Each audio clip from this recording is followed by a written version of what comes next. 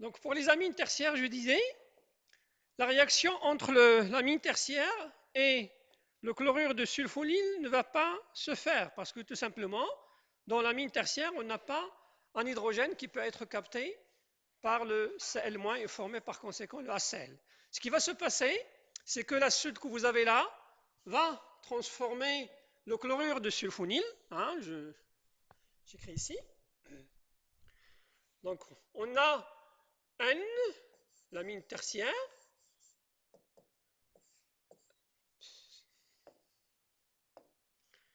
on a l'amine tertiaire, R, R', R seconde, donc, ok, en présence du chlorure de sulfonyle au milieu basique.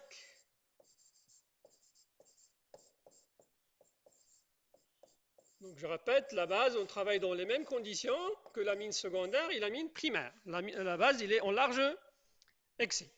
Donc on a dit que l'amine secondaire ne va pas attaquer. Donc ce qui va se passer, c'est que le H- que vous avez là va attaquer le soufre, parce que c'est le, comment dirais-je, le site électrophile, il va donner ça. Donc il va donner R, N, R', R seconde, plus, normalement, quoi?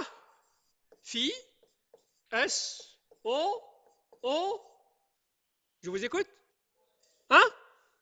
Non, avant d'arriver à O-, on prépare tout d'abord l'acide de sulfonique. On prépare parce que le H- il attaque là, et on forme l'acide sulfonique. Mais le milieu, il est largement basique. Le milieu, il est largement basique. Donc, ce qui va se passer, donc en présence de la soude qui est toujours dans le milieu, parce que je répète, on travaille dans un milieu basique, on va obtenir toujours notre, comment dirais-je, notre amine tertiaire, hein, qui n'a pas réagi, plus le sulfonate que vous avez sur la diapositive. OK? O, O-. Évidemment, Na plus. Très très bien. OK. Alors, on va parler de l'état de la solution dans notre cas. Hein? D'accord? Dans notre cas, quelle sera la nature de cette solution? Sera-t-il homogène ou hétérogène? Si c'est homogène, pourquoi? Si c'est hétérogène, pourquoi? Pourquoi homogène?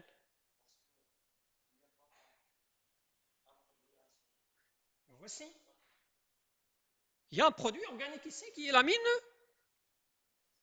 tertiaire, qui n'a pas réagi. Les produits organiques, généralement, ils ne sont pas solubles dans de l'eau. Donc ici, nous avons un produit organique qui est l'amine tertiaire et nous avons un sel. Les sels, ils sont parfaitement solubles dans l'eau. Donc la solution ici, il sera comment? Homogène ou hétérogène? Il sera hétérogène. Parce que, je répète, nous avons une amine tertiaire ici qui n'est pas, soluble. D'accord? Donc ici, la solution, bon, la solution ici, je vais faire ça sur...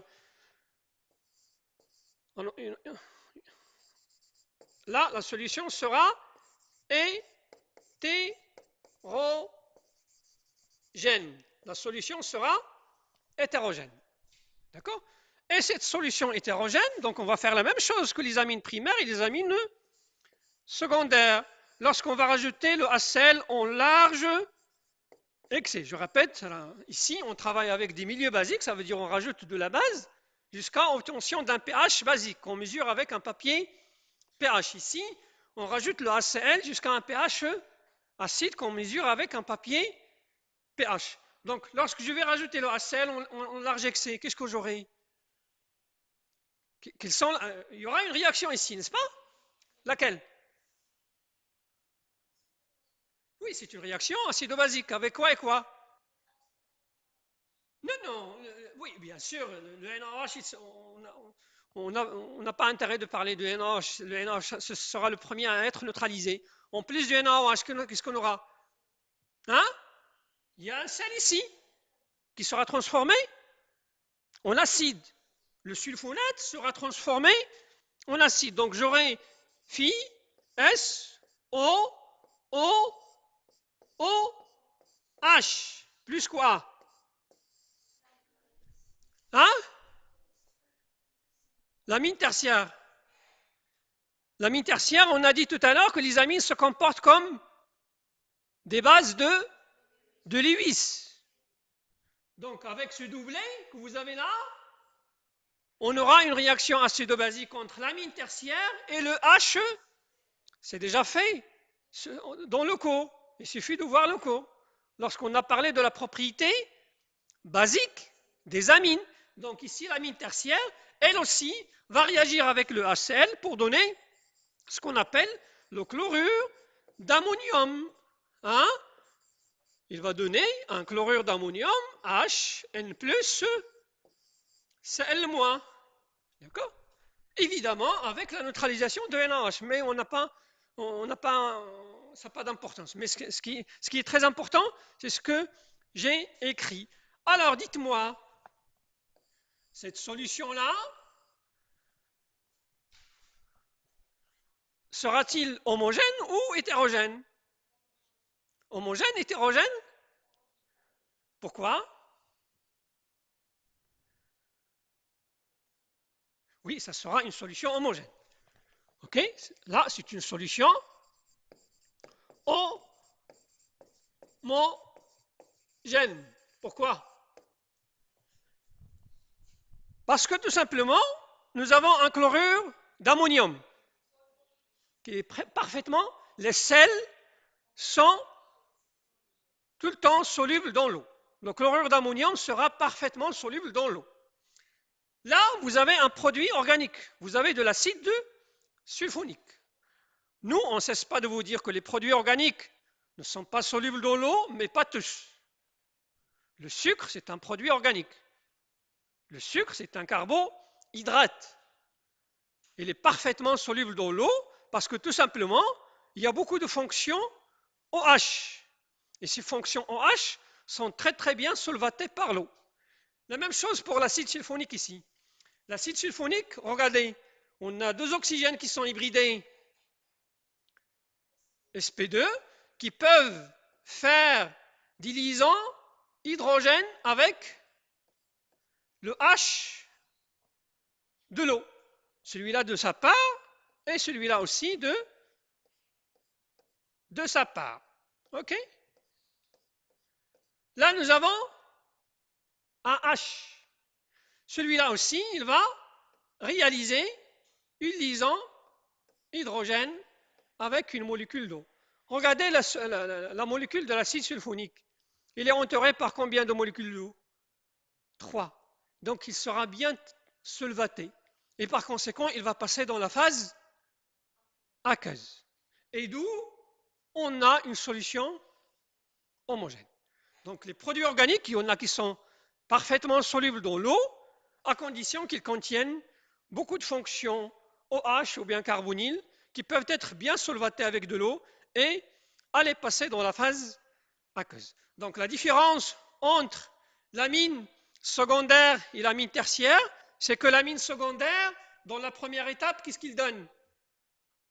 Il donne une solution hétérogène. Donc l'amine secondaire, l'amine primaire, les deux, dans la première étape, ils donnent une solution hétérogène.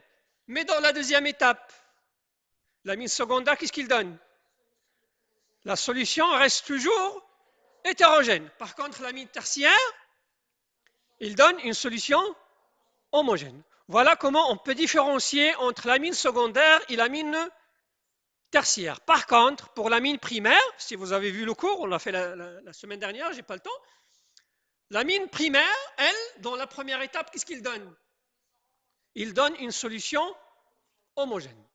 Donc, si vous faites le test d'Isenberg, vous obtenez dans la première étape une solution homogène, ce n'est pas la peine de faire la deuxième, parce que c'est uniquement les amines primaires qui donnent la solution homogène dans la première étape du test d'Isenberg. Par contre, si vous trouvez dans la première étape de test d'Isenberg une solution hétérogène, il faut s'assurer qu'il s'agit d'une amine secondaire ou d'une amine tertiaire. Comment? En rajoutant du HCl. Si vous rajoutez du HCl, vous obtenez la solution hétérogène persiste Dans ce cas-là, je dis que c'est une amine secondaire. Si je rajoute le HCl et l'hétérogénéité de la solution disparaît en donnant une solution homogène, dans ce cas-là, l'amine sera tertiaire. D'accord? Donc voilà pour le test Ginsberg, c'est un test qu'on utilise, c'est un test qualitatif qu'on utilise, on va le voir en travaux dirigés. Si vous avez les travaux dirigés cette semaine, on va le traiter en présentiel. Donc c'est un test qualitatif qui nous permet de déterminer rapidement la classe de l'amine. S'agit-il d'une classe A, d'une classe 2 ou bien d'une classe 3? Ok? Donc voilà pour ce test Ginsberg. Donc on va continuer. Donc, donc notez que cette amine tertiaire se récupère inchangée en milieu, je répète, en milieu basique. Mais en milieu acide, elle est transformée en chlorure d'ammonium. En milieu acide, elle est transformée en chlorure d'ammonium. Très bien. Alors on va continuer donc toujours en étudiant la nucléophilie le caractère nucléophile donc des amines, d'accord? Et donc on va avoir l'action des amines sur les composés carbonylés. Donc c'est une réaction qu'on reverra dans le chapitre 2 qui sera réservé aux cétones et aux aldéhydes. Donc ça rentre dans la réactivité des cétones et des aldéhydes. Alors on va parler tout d'abord de l'addition des amines primaires. Donc c'est une réaction qu'on a déjà fait en travaux dirigés, hein? Ça a été fait, mais c'était pas bien détaillé. Donc on va la détailler tout de suite, d'accord? Donc lorsqu'on va prendre soit une cétone, soit un aldéhyde, soit une cétone, soit un aldéhyde. En milieu acide, oui. Donc parce que la réaction normalement elle est catalysée par un acide. Donc je la fais ici.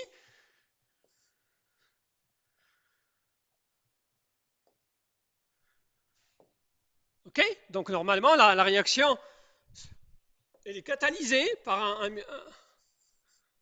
acide. Donc voilà, c'est O, R'. Donc là, je répète, là, on va utiliser un H+, un acide inorganique qui va jouer le rôle de catalyseur. Ok? Donc ce catalyseur va servir pour activer cette double liaison CO.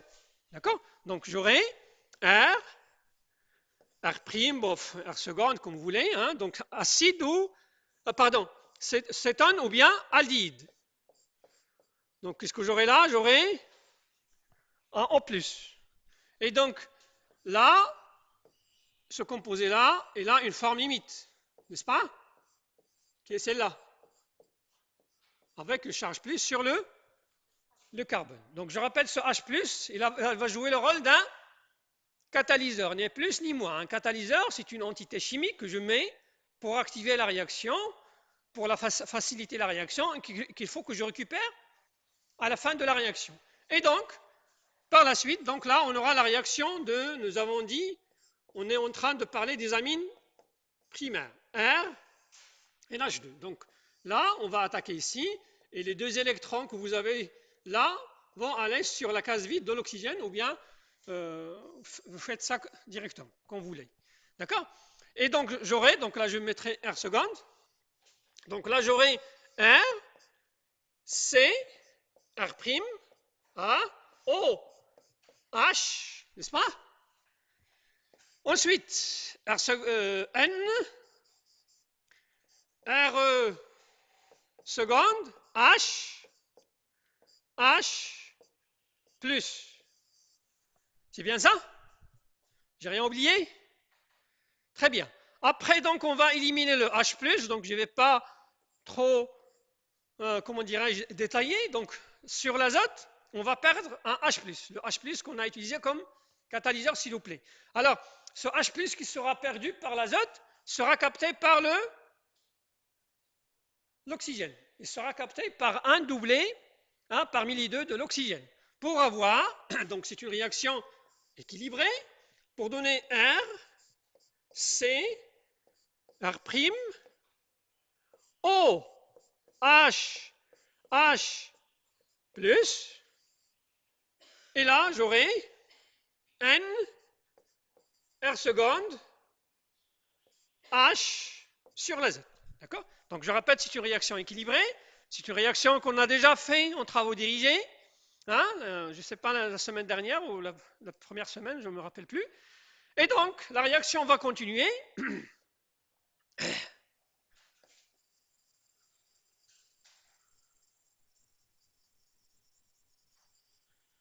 Donc, qu'est-ce que je fais là? J'ai protoné la fonction H.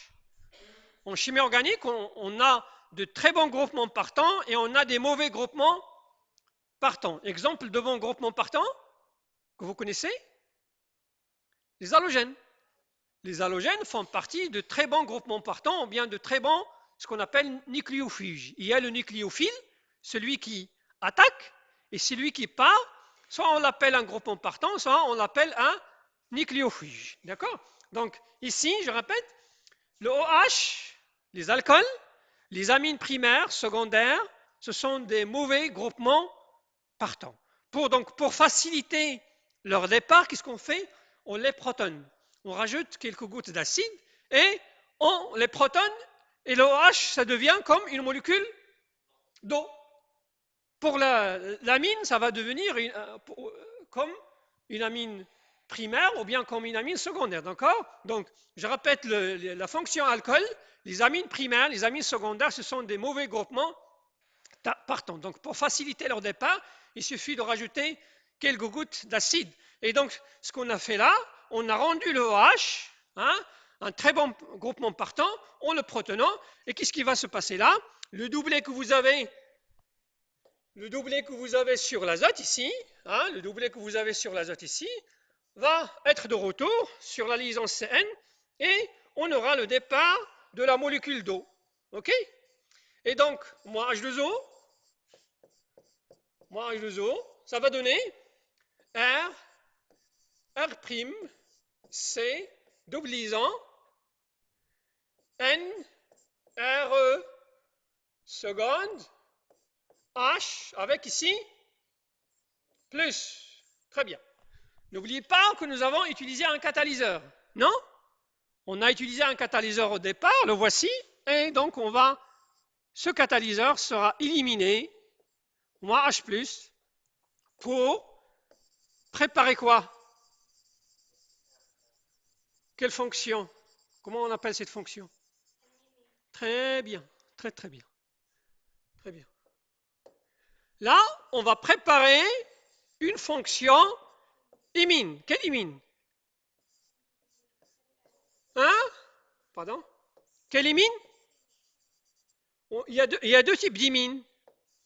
Très bien, très très bien. On a une imine substituée et nous avons une imine non substituée. Donc ce que nous avons préparé là, c'est une imine substituée. Parce que là, nous avons ici un groupement alkyle. Et lorsque le R seconde égale à H, on parlera dans ce cas de l'imine non substituée. Donc c'est une réaction qu'on a fait en travaux dirigés pour préparer les amines secondaires. Parce qu'il suffit de réduire cette fonction imine pour avoir des amines secondaires. D'accord? Donc pour les, comment dirais-je, comment dirais-je, pour avoir les amines substituées, il faut faire agir, comment dirais-je, les cétones et les aldéhydes sur les amines. C'est clair? Très bien. Voilà, d'accord, donc on continue. D'accord, donc on a vu donc les amines primaires, les voici. Donc là, on prépare une imine, on va voir le cas des amines secondaires. Les amines secondaires, donc ça sera la même réaction, d'accord, ça sera la même réaction qui sera catalysée avec un peu d'acide pour préparer tout d'abord l'aminoalcool. Alors regardez, dans l'aminoalcool secondaire, il n'y a pas de H pour éliminer le H2O. Il n'y a pas de H. Donc ce qui va se passer, c'est que au milieu acide dans lequel on travaille, le O avec ces deux doublés va capter le H+, d'accord, pour former cet intermédiaire. Bon, je le détaille sur le...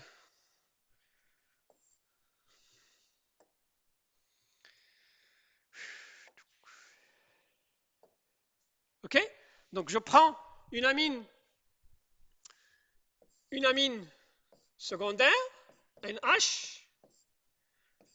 Donc ça sera la même réaction, plus, je répète, soit une cétone, soit un aldéhyde, au milieu acide.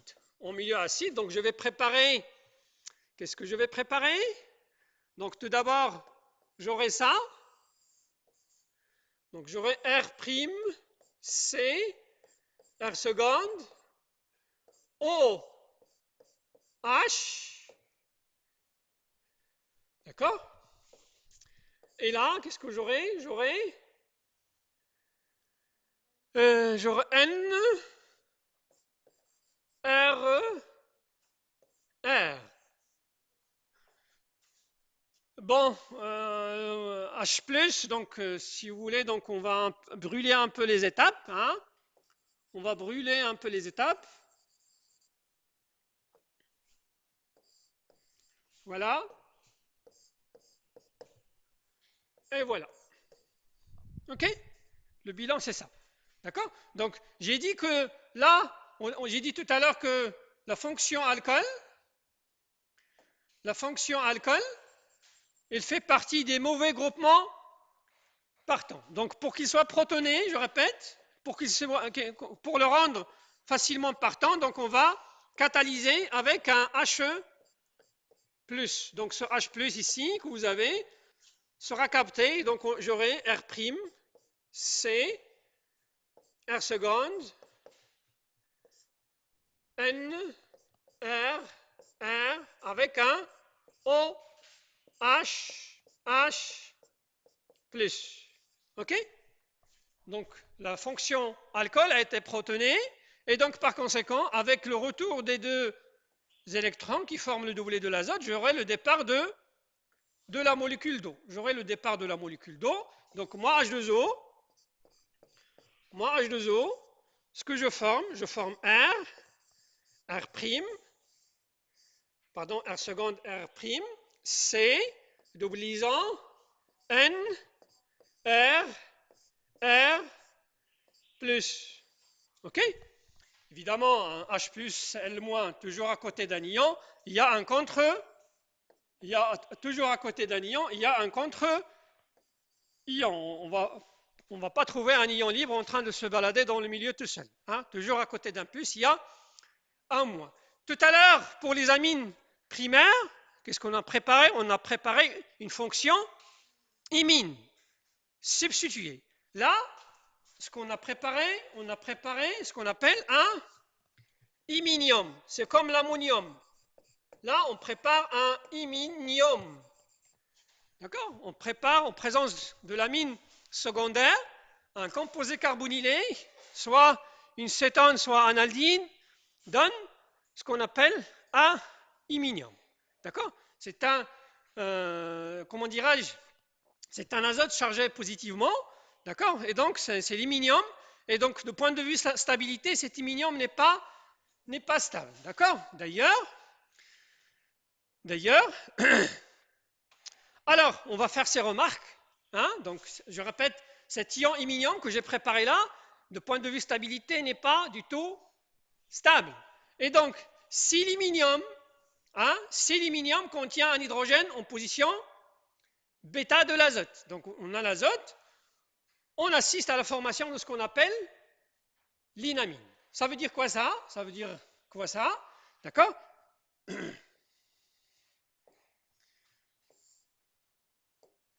D'accord? Donc je vais prendre un exemple. Bon, je ne sais pas l'exemple que j'ai sur la diapositive. Donc, je ne sais pas, je vais voir l'exemple que j'ai sur la diapositive. Permettez-moi de le voir tout de suite. Voilà, donc voilà un exemple. Donc c'est le cas général. Donc, j'ai dit, donc, on forme l'iminium. Donc l'iminium, c'est quoi? Nous avons dit c'est C, doublisant N, R, R, plus, là, nous avons un R seconde ou R seconde? R seconde. Là, je vais faire un carbone où il y a un H, et R tierce. Ok? Donc, j'ai dit que cet iminium, de point de vue stabilité, n'est pas stable. Cet iminium contient un hydrogène en position bêta par rapport à l'azote. Cet iminium va évoluer pour donner ce qu'on appelle les zénamines. Comment? Donc, voilà l'azote, voilà la position alpha par rapport à l'azote, n'est-ce pas? Et la position bêta, la voici. La position bêta par rapport à l'azote. Donc, si nous avons au moins un, ce n'est pas nécessaire d'avoir 2, ce n'est pas nécessaire d'avoir 3 H. Il suffit d'avoir 1. Donc, si nous avons un hydrogène en position bêta par rapport à l'azote, on va assister à cette réaction. Donc, les 2 électrons que vous avez là seront de retour ici pour former une double liaison CC, et les 2 électrons que vous avez là vont aller sur l'azote pour donner ce qu'on appelle les zénamines. Donc C, R seconde, double liaison, H, R tierce. Ensuite, N, R, R. Et voilà ce qu'on appelle les zénamines. D'accord? Donc, l'iminium formé par action des amines secondaires sur les cétones et les aldéhydes, de point de vue stabilité, donne l'iminium. Cet iminium, de point de vue stabilité, n'est pas stable. Et donc, si cet iminium contient un hydrogène en position bêta par rapport à l'azote, cet iminium va donner un composé qui est très très important qu'on appelle les zénamines. Donc c'est un composé, je répète, qui est très important, dont on va voir tout de suite son utilité en chimie organique. D'accord? Et voilà, donc ces zénamines, donc l'inamine qu'on a formé tout à l'heure, donc ces zénamines, ils peuvent être utilisés en chimie organique pour plusieurs choses. La première des choses, c'est de faire une alkylation. Donc lorsque vous entendez parler d'alkylation, ça veut dire l'introduction d'un groupement alkyle. D'accord? Donc cette réaction, peut-être on peut la revoir dans le chapitre 2 lorsqu'on va traiter les cétones et les aldéhydes, parce que regardez là, c'est la réactivité des cétones. Donc cette inamine, il peut être utilisé pour, je répète, fonctionnaliser la position alpha d'une cétone selon la réaction suivante. D'accord? Donc c'est une réaction qu'on a déjà vue, la voici, donc si vous voulez, je peux la reprendre sur le... Merci. Donc je disais que l'iminium, on peut l'utiliser aussi pour préparer, donc je répète, ces composés bêta-amino-carbonylés. Alors en faisant réagir toujours une amine secondaire, donc la réaction de Manish, il fait intervenir une amine secondaire, plus ce composé-là qui est le forme aldéhyde plus une cétone. Ok? Le tout, ça sera fait en milieu acide. Le tout, ça sera fait en milieu acide, et le composé, c'est un composé bêta-aminocarbonylé. Bêta-aminocarbonylé par rapport à l'acétone. Donc voilà la position alpha, voilà la position bêta. Comment ça se fait?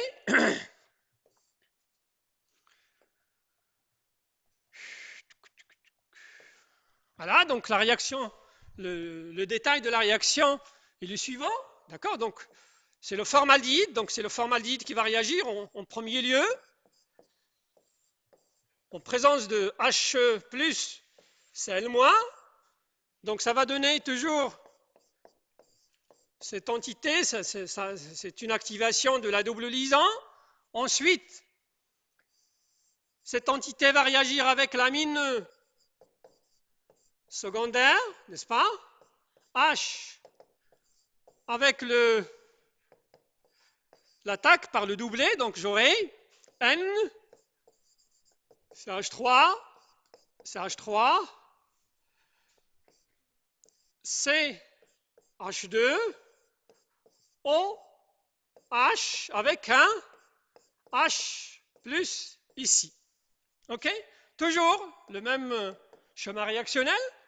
Voilà, donc on va capter ce H-là. Donc c'est une réaction équilibrée qui va donner N, CH3, CH3.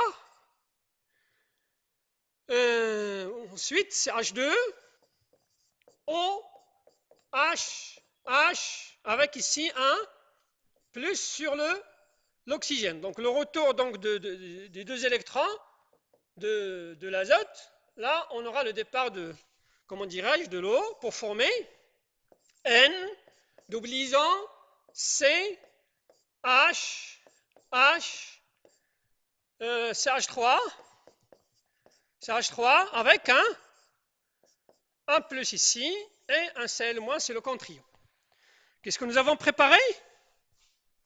Nous avons préparé toujours un iminium. Nous avons toujours préparé un iminium. Mais cet iminium, est-ce qu'il contient un hydrogène en position bêta de l'azote? Non. Il n'y a pas d'hydrogène en position bêta de l'azote. C'est particulier. Alors, cet iminium, c'est lui qu'on va utiliser. C'est lui parce que si je reviens sur la diapositive, la réaction se fait avec l'amine secondaire, le formaldéhyde et une cétone. D'accord? Donc, l'amine secondaire et le formaldéhyde, ce sont eux qui vont donner l'iminium. Qu'est-ce qu'on va faire avec l'acétone? L'acétone que vous avez là, l'acétone que vous avez ici, c'est quelque chose qu'on a déjà traité en S3, en présence de H+, aussi. Donc là, on aura ce qu'on appelle, rappelez-vous de ça, donc je ne vais pas le dire, je vais voir est-ce que... c'est quoi? Très très bien. On a vu en S3 un équilibre céto-énolique. C'est une forme tautomère. D'accord? C'est une isomérie tautomérie. Ça veut dire on a un équilibre entre... Donc là, ça on n'a pas encore fait, donc je vais faire ce que nous avons fait jusqu'à présent. Ça, on le verra dans le chapitre peut-être 2. D'accord? D'accord? Donc, on a vu qu'en S3, une cétone ou bien un aldéhyde possédant un hydrogène en position, là c'est la position alpha par rapport à CO. C'est la position alpha par rapport à CO. Donc si nous avons au moins un H, on aura un équilibre céto-énolique. Ça veut dire un équilibre entre la forme cétone et la forme énol. Et la forme énol. Quelle est la plus stable? Non, c'est la forme cétone. C'est la forme cétone qui est stable parce que le H que vous avez sur l'oxygène là, il est légèrement acide. Donc elle préfère être sur le carbone que d'être sur l'oxygène. Parce que sur l'oxygène, c'est facile à être capté par une base. Par contre, si elle est sur le carbone, elle est tranquille. D'accord? Donc là, c'est une forme qui sera déplacée vers la forme cétonique. Donc la forme cétonique, c'est la forme la plus stable. D'accord? Donc c'est quelque chose, je répète, qu'on a traité en S3. Et j'insiste, s'il vous plaît, pour bien, comment dirais-je, que vous puissiez bien suivre le cours de S5, parce que là, on fera des mécanismes. D'ailleurs, vous l'avez constaté. J'insiste sur le chapitre des effets électroniques qu'on a fait en S3. Il faut le bien maîtriser, parce que là, on va faire des mécanismes. Et si vous ne connaissez pas, si vous ne maîtrisez pas ce chapitre, vous aurez beaucoup de problèmes concernant les mécanismes. D'accord? Donc, je répète, la forme cétonique, c'est la forme la plus stable. D'ailleurs, comment dirais-je, la longueur de la flèche l'indique. Et donc, cette forme énolique, c'est elle qui va réagir avec ce que nous avons préparé tout à l'heure. Ce que nous avons préparé tout à l'heure, on a préparé, qu'est-ce que H, n'est-ce pas?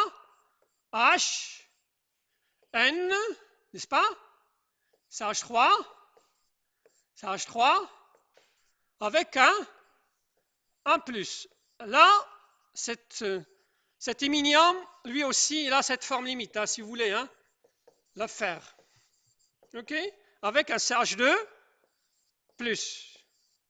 Et donc, ce qui va se passer, c'est que cet énol va réagir par le retour du doublet sur l'oxygène et les deux électrons que vous avez là vont aller attaquer le carbone et les deux électrons que vous avez ici vont aller sur la case vide de l'oxygène. Pour donner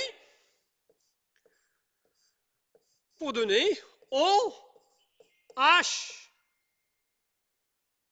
c'est H2, N, c'est H3, c'est H3 avec un plus sur le O. Hein? On a sur la diapositive, vous avez vu que la réaction se fait en deux étapes. La première, c'est l'amine secondaire, le formaldéhyde et l'acétone en milieu acide. La deuxième, c'est quoi? C'est NaOH.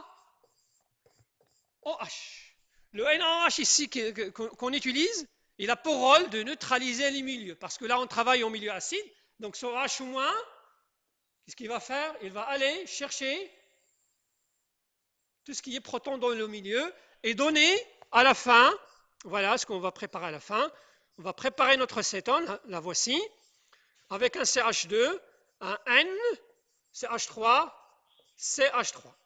D'accord? Donc ce que nous avons fait, nous avons préparé donc, un composé carbonylé qui contient une fonction amine en position bêta. Donc les iminiums, ils peuvent être utilisés pour préparer des bêta-aminocarbonylés. C'est la réaction de Manish. Et je répète, c'est une réaction qui est très utilisée pour préparer pas mal de composés tels que des produits utilisés dans l'anesthésie. D'accord? Donc je répète, on aura le temps de détailler ça sur la plateforme. Donc je vais aller rapidement à une autre réaction, toujours qui utilise la nucléophilie donc des amines, qu'ils soient primaires ou secondaires ou tertiaires, et ce qu'on appelle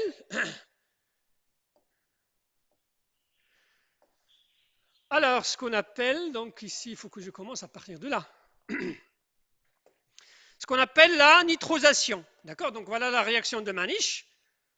Le bilan de la réaction de Manish, le mécanisme, on vient de les détailler. Et donc, on va aller attaquer la nitrosation. La nitrosation, c'est une réaction aussi, je répète, qui va utiliser le caractère nucléophile des amines primaires, secondaires, surtout. Et donc, l'agent de nitrosation ici, c'est le NO+. La nitrosation, il ne faut pas la confondre avec la nitration. La nitration, c'est autre chose. La nitrosation, c'est autre chose. La nitrosation, il utilise le NO+. Par contre, la nitrosation, il utilise le NO2 tout simplement, d'accord, à base de l'acide nitrique. Alors, l'agent de nitrosation ici, c'est le NO+.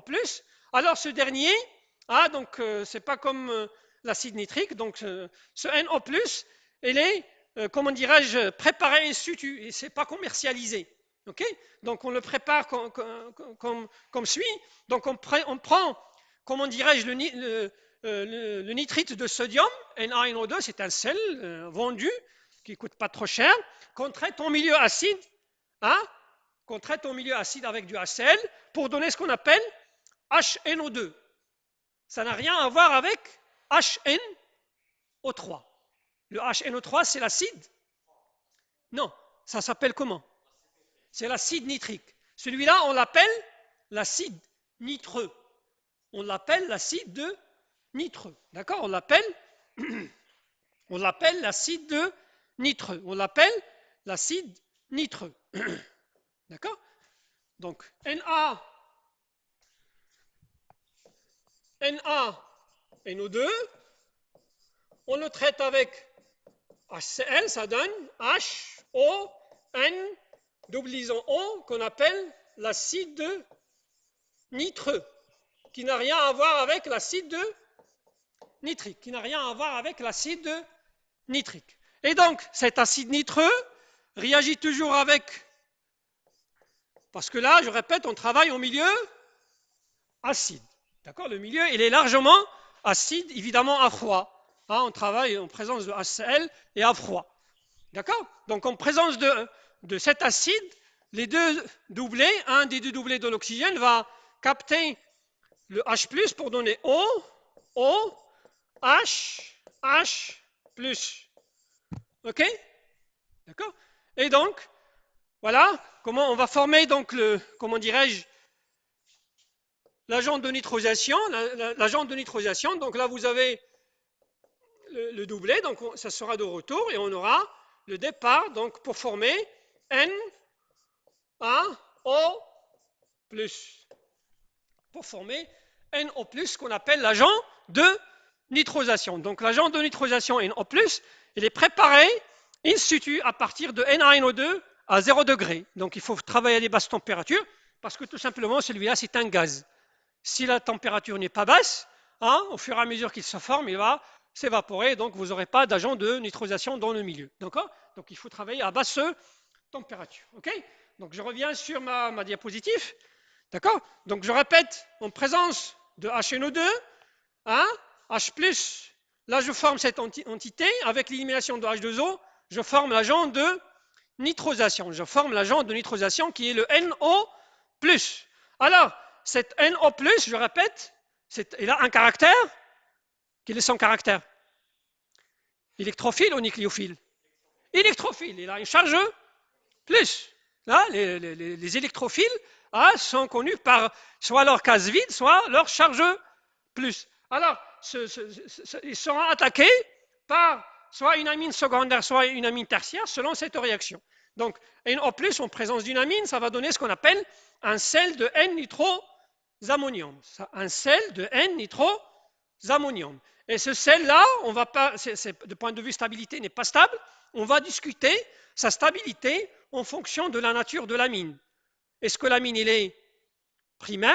Est-ce qu'il est secondaire? Ou bien est-ce qu'il est tertiaire? D'accord? Donc, on va, je répète, parler de cette stabilité. Voilà, donc on va commencer par le cas des sels de N-nitroammonium primaire. Ça veut dire si on travaille avec une amine primaire, qu'est-ce qui va se passer? Donc, ce sont ces deux-là.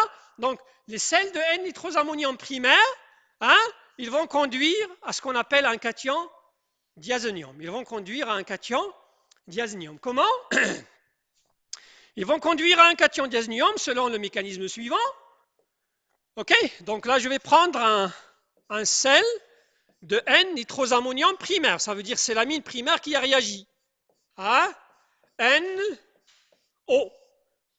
Voilà le sel de N-nitroammonium primaire. C'est le sel de N-nitroammonium primaire.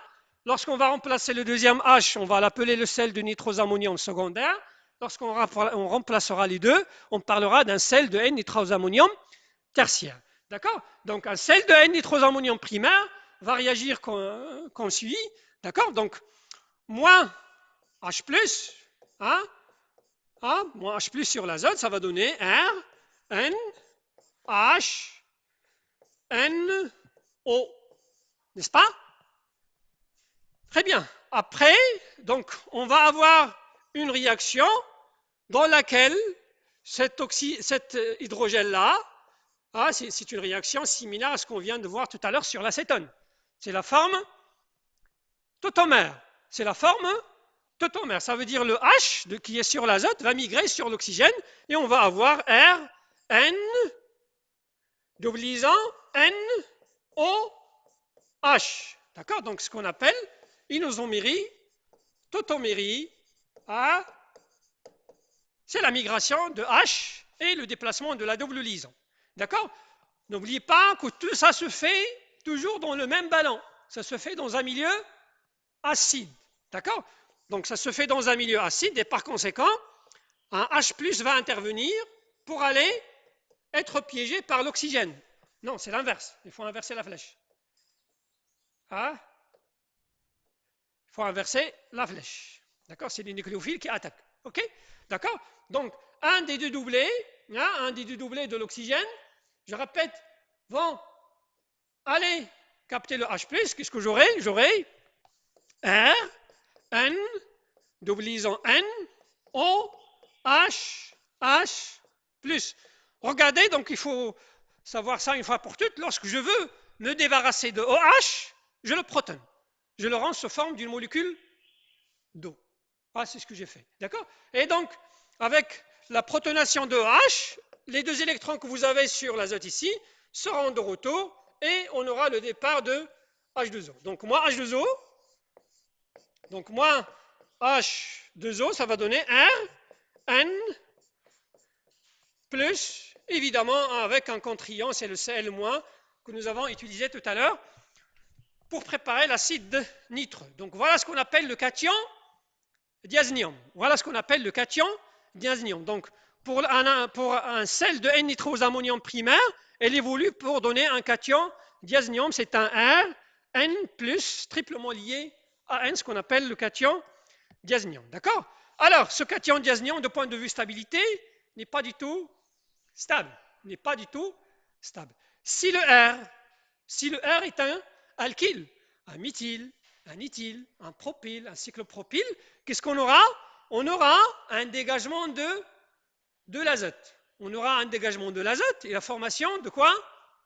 D'un carbocation. Et la formation d'un carbocation, et donc on peut avoir plusieurs réactions. Donc je répète, parce que là le R, c'est pas comment dirais-je, c'est pas déterminé, ça peut être un alkyle. Et dans le cas où le R est un alkyle, je répète, il y aura un dégagement d'un gaz qui n'est autre que l'azote et la formation d'un carbocation qui a un caractère électrophile. Donc tout ce qui est nucléophile dans le milieu peut attaquer ce carbocation. Exemple, voilà un exemple qu'on va traiter pour bien illustrer ça. On va prendre cette amine. Hein? Donc là, on va prendre ce carbo, comment dirais-je, l'alkyle ici, c'est quoi? C'est le butyle.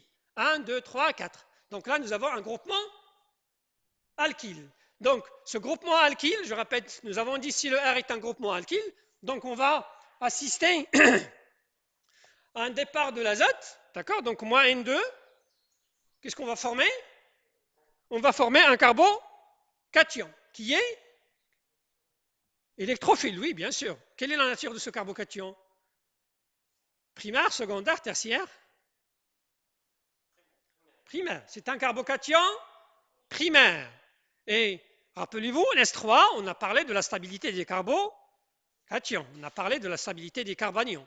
Quel est le plus stable des carbocations? Le tertiaire. Le tertiaire, il est plus stable que le secondaire. Le secondaire, il est plus stable que le primaire. Et donc, le primaire ici que nous avons formé va subir ce qu'on appelle, ce qu'on appelle, d'accord? Donc, j'écris ici, donc 1, 2, 3, 4, N, plus, toujours à côté de Cl+, il y a le Cl-. Donc, moins N2, je répète, on va former un carbocation primaire. Ce carbocation primaire, il va subir ce qu'on appelle une transposition. Ça, on n'avait pas l'occasion de le traiter l'année dernière. Donc, ce qu'on appelle une transposition. C'est quoi la transposition? La transposition, c'est la migration d'un atome. Ça peut être un atome, c'est notre cas, c'est l'hydrogène. Ça peut être un groupement d'atomes, ça peut être un méthyle, carrément. Donc cette transposition, quel est le but de cette transposition? C'est la migration, je répète, d'un atome ou bien d'un groupement d'atomes, d'accord, afin d'obtenir une entité plus stable que la première. D'accord? Donc regardez ici, nous avons un carbocation primaire. Si on effectue cette transposition, qu'est-ce que j'aurai? Très bien, j'aurai un carbocation secondaire qui est stabilisé par des effets inductifs donneurs. Ici, nous avons 2. Par contre, ici, nous avons un seul.